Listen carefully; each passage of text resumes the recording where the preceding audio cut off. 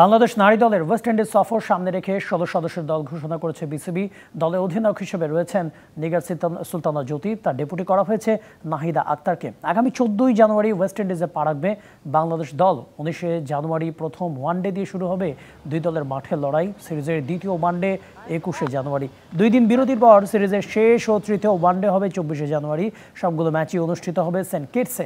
এই ওয়ানডে সিরিজটি আইসিসি নারী চ্যাম্পিয়নশিপের অংশ। আগামী ওয়ানডে বিশ্বকাপে সরাসরি জায়গা করে নিতে দুই দলের জন্য এই সিরিজ বেশ গুরুত্বপূর্ণ।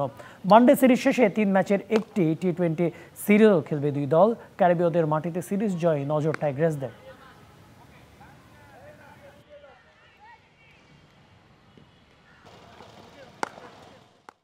আমাদের এখন ওয়ার্ল্ড কাপের কোয়ালিফাইয়ের জন্য আমাদের 4টা পয়েন্ট খুব ইম্পর্টেন্ট। সো ব্যক্তিগত না, টিম 2টা ম্যাচ 3টা ম্যাচ ওডিআই 3টা ম্যাচ জেতাটাই আমাদের মেন লক্ষ্য আর কি। 3টা ম্যাচের পরে আমাদের ডিসাইড হবে যে আমরা ওয়ার্ল্ড কাপের কোয়ালিফাইতে কীভাবে কত দূর যাচ্ছি বা না যাচ্ছি।